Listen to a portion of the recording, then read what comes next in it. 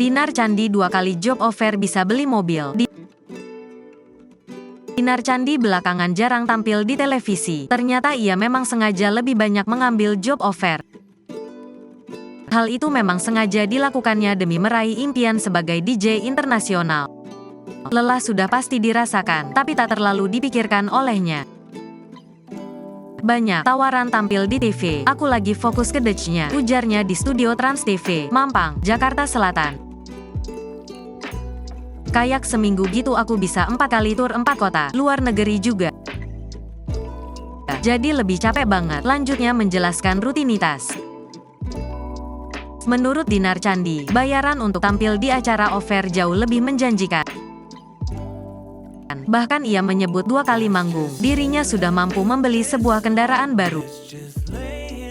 Kalau festival ratusan juta, kalau di klub pasti 2 digit, tapi ya bisa 2 kali perform bisa beli mobil.